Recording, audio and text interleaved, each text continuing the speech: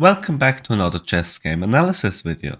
So today I want to show you a game that I played online on chess.com in a blitz game. It features a very nice opening that I have never really covered and I hardly ever saw it, and I kind of tried to implement it because it looks very interesting to play. I opened with e4, c5, and I'm talking about the Mengarini variation of the Sicilian defense. Here starting with the second move, a3. And we talked a little bit about that on stream, and most people would kind of say it's like a little bit of a joke variation, and it looks a little bit strange, but I think it's very interesting, and there are a lot of very short and interesting games that I just won with this variation, with a lot of tactical sequences early on in the first 20 moves. And I want to show you this game. Knight c6 is the standard reply here, and now you push b4. So the difference is basically, what's also possible in the Sicilian is directly, I'm going to show that on the channel as well, b4 directly and going to a wing gambit. But here you basically prepare to sacrifice a pawn, which is a little bit strange, but after knight c6 and b4 you sacrifice a pawn. But after the a pawn recaptures you have the open a file, which in a lot of variations is going to be very important here. So now the knight captures on b4, and now you have sacrificed a pawn. After this trade, c3 kicking the knight, knight c6 back, and d4. So you already see with the engine that we have sacrificed a pawn, but it's close to equal. Black needs to play very precisely here to actually prove that the pawn has no compensation, but I think you very much have compensation with white here. Main move, basically what my opponent replied as well, is d5. Here you can basically choose whether or not you want to advance the pawn, which is possible, but I think the tactical, interesting tactical sequences happen if you take the pawn. Now the knight is attacked. Logical move is to recapture with the queen, and now you bring your knight into the game with knight a3. Now there are some ideas like queen a5, which would basically be the best reply already, but white is already a little bit better in this variation. It looks like black is better developed, but actually the knight in most variations just comes to b5, threatening a fork here, pressuring the pawn. Maybe the knight can also come here in some variations. If you ever try to prevent the knight from coming to b4, to b5, then the knight is gonna get rerouted maybe in here to b6. So the knight looks a little bit strange on the rim of the board, but it can get very active very soon. So my opponent, I think it's very strange in this variation. That's why I have to laugh. This is basically a losing move already on move 8, which seems very natural. You try to pressure the center. White's king still in the center. You seem better developed with the two pieces, with the queen in the middle of the board. But after knight b5, you already get a lot of problems. So I just wanted to show you the variation. What happens if the queen moves back? Then you have d5. Attacking the knight. If the knight moves back, you have d6, and now the fork can't be prevented anymore. Engine already says +8. White is already winning on move 11 here in this position. So it's very dangerous to actually let this knight on b5, but I just quickly want to show you it's also very hard to prevent the knight from coming here, because you can never really play a3, a6 in these variations. The knight just comes here anyway, because you still have an undefended rook on the a file, and we have sacrificed our a pawn, so this is constantly a threat. If you ever go here, if you ever get kicked, if takes, then just takes rook, and you basically lose material. So this is very difficult to actually prevent the knight from coming to b5, and this fork is constantly a threat. So my opponent in this variation in the game didn't go back with the queen. Probably he saw what was coming with d5, what I've just shown you. He played a developing move, bishop d6, probably alright. And now I made a mistake. I still, I don't know the variation too well. I'm experimenting a little bit with it. c4 still holds a tiny advantage for white, but even better, I think, game-winning move would be bishop c4 here. I think very interesting. Developing a piece. First of all, if you take the bishop, then the knight is very nicely placed there. It doesn't only look in here to fork, but now it also looks in here. And now you basically lost the queen and it's game over. So we just saw that you can't take the bishop. Logical move. You already see the queen doesn't really have a lot of squares, so basically the only move that makes sense is queen e4 check. But then you just develop knight e2, and now already you see the development is just better for white. The bishop is still attacked, so you might try to move it back, but then queen b3, a move that we know from a lot of openings with white. You go here, you pressure this pawn, you can develop like this. You always have this very nice knight here, and this is already winning. It's like plus 4.5 according to the engine here.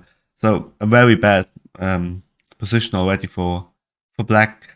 So this is why you might, I think in this variation, I was wondering what happens if you, instead of moving back the bishop, you just take here, threatening the rook. But then you have knight d6 check, king d8, knight takes here on f7, king moves again. You have an in-between move on the queen as well. Queen moves, the rook is hanging. It's already 7 points of material better and completely winning, of course. So there is no variation where you actually get counterplay with the queen here with black. So this is just completely losing. And back to this move. Very interesting. 10th move of the game, bishop c4. I need to remember that, but I thought c4 would be better. Restricting the queen off squares, but now queen e4 check, and it's still better for white, but not that much. The bishop blocks the check. Now this bishop is still attacked, so you need to be very careful with black. And my opponent reacted correctly here in the game. Bishop b8. Now the bishop looks a little bit strange here, but at least it kind of dominates the knight from coming in here. So I just normally developed, and I was like, okay, we're gonna play a gambit. Especially in short time controls, you just develop knight f3, pressuring the center. Now my opponent took, which is not the best move, but it's already very hard in this position. If everything, king in the center, everything is basically on the back rank except for like one knight, one queen in the middle.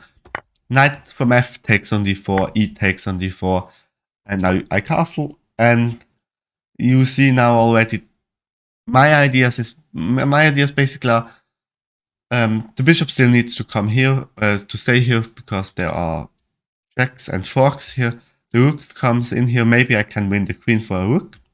And there is also the problem, you're going to see that later on, the bishop can get rerouted very nicely here, attacking the queen, and at some point looking on the at the rook, which is still in the corner. And just from a visual perspective, you sacrifice 2 pawns, but you just see with the safe king here, the rook can come in here, the pieces are developed, this rook looks in here. It needs to be better for white, and it is +4, so basically a lost position already. My opponent developed a piece, I can't blame him. It's a bad position already, and which, what I think is very interesting, considering this opening, I don't think most players ever encountered the second move a3 in their game. I don't think that people are very well prepared for all these variations, which is why I think, especially in short time controls, this is a very deadly weapon. Bishop f3, attacking the queen, queen h4. And now my opponent tries to get a little bit of counterplay, but first rook e1 check. Bishop blocks the check, kind of developing a piece, but not really, because now you just have a developed bishop which is still pinned. Now I need to be a little bit careful. I play g3, kicking the queen, restricting this bishop, which is certainly correct. Queen h3. Now you need to be a little bit careful. Maybe the knight comes in here, and then there are checkmating ideas.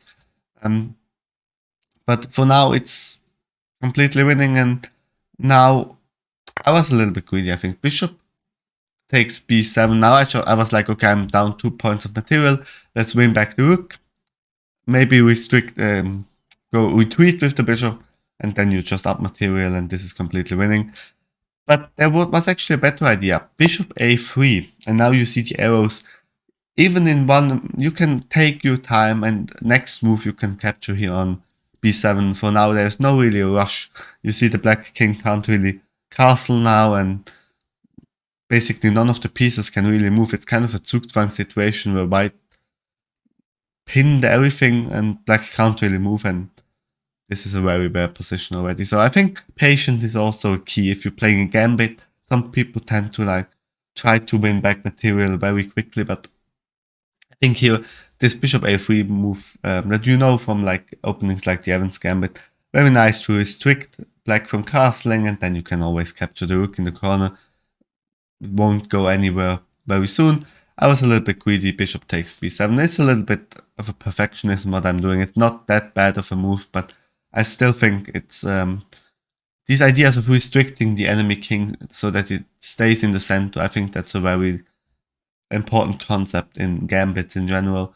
So my opponent tried to create counterplay knight g4, now attacking the h2 pawn and threatening checkmate here, takes. I think very interesting. I think now I played a check, which is not that which is not that great. Interesting here, you can sacrifice the rook. Rook takes e6, f takes e6, and now you give this check, king f8, which is why you sacrifice the rook so that the f file is open, and now the queen can come in here, queen f3 check, king g8, and for instance, now that the queen covers this square and is also ready to attack at some point, now you can just simply take the bishop, the rook in the corner, and you up material. At some point, the bishop comes here. There are already checkmating ideas, and you also up material. You have a rook for 2 pawns, which is winning. So this was one option of how to treat the position. I think very interesting. I thought of sacrificing the rook, but not in this position. There are always like these motives that you have to consider. I played bishop c6 check. I thought like, okay, I'm gonna at least destroy his castling, right? And then I take the rook. Also, this bishop a3 move is also not that great. The engine says after king g8 it's actually equal. Queen takes d4 would have been better, bringing the queen into the attack. Now white is still better, but I thought, okay, the bishops are very nice here. It's not that bad, but it's now equal. Now you need to play very precise with both colors to actually not lose the game. That's why I said I like this opening kind of, because it's such a tactical battle. Now I take the pawn. So basically I equalized in material, but I still think, I mean, the engine says that it's equal, but I think with this king here and how the pieces are positioned, I think this is better for white. I would choose white any day of the week because of these rooks that are still in the corner. This rook is always attacked, and yeah. So my opponent queen takes h2. Of course, you have prepared that all along. Now you take the pawn, king f1, forced, and now I think a brilliant move from my opponent. The only one that actually holds a draw in this position. Bishop takes c4, check, double exclamation mark, I think, absolutely deserved. Rook e2 forced. So let's take a look what happens if you just take the bishop because it was not defended, then checkmate in one. So basically the bishop is absolutely off limits. The king can't move in this position because the queen covers all these squares, and the bishop also covers the one escape square. So the only move you could sacrifice the queen first, but that's just losing. So I found the only move that makes sense, rook e2, blocking with the rook, taking the rook, king takes, and now a decisive mistake from my opponent, bishop e5 attacking the queen and forking basically the queen on the rook. And now basically my opponent, if you look at the material bar here, is up material, but it's still better for white. I just think it's because of this rook, which doesn't participate at all. The queen is a little bit strangely placed here as well, even though it attacks this pawn. Better here, according to the engine, would have been to take on g3, and after something like bishop takes rook in the corner, h5, breathing room for the king.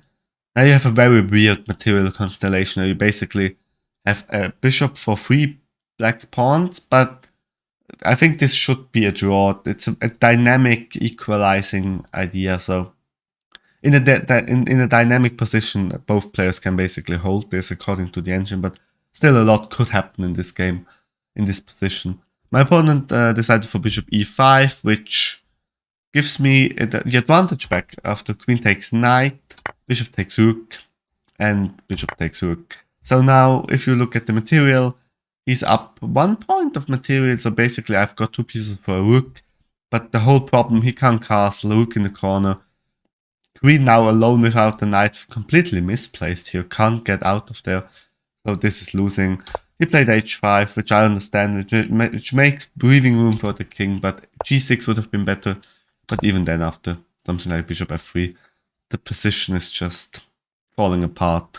At some point you're gonna win this with white, I think. So he played h5, which now is a forced checkmate in 12. Queen c8 check. King h7. If you want to train your chess tactical skills, you can also pause the video. Now it's already now it's a mate in 9 according to the engine. Okay. If you want to pause the video and find the checkmate in 9, then you can do this, pause the video, but I gave a bishop check, which is not the perfect solution, but g6, queen just attacks this undefended pawn here, which cannot. I think that might have been a mouse slip here as well. Maybe he wanted to defend the pawn. But now it's checkmate in 4 basically. Queen takes, f7 check, king into the corner. Queen takes rook check, king g7, queen g6 check, taking the pawn. Just taking everything in front of the king, and in the end checkmating in the corner. And in 33 moves, I think, very nice game, which ended with a lot of tactical sequences. I couldn't show all the variations. You see, this opening is kind of complicated, and I think overall my assessment is that I think I'm gonna try this to analyze this even deeper and actually find more interesting lines, because no one is prepared online. They already think after 5 moves.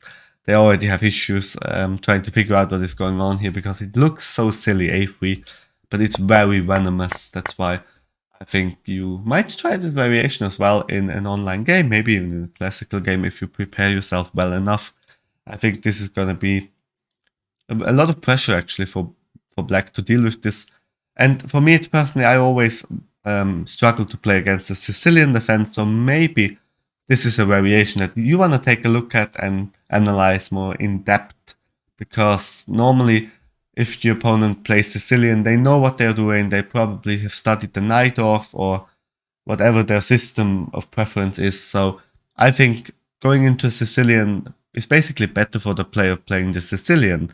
So if you want to deviate very early on from the variation and go into the Mengarini variation, I think very interesting. Tell me in the comments what you think of this opening, what you thought of the game, and I'm gonna see you in the next video. Check out my Instagram and my Twitch, where I try to live stream a little bit more. Now that I'm back from Singapore, I'm back in Switzerland, so I can make videos and I can live stream a little bit more. See you in the next video. Bye.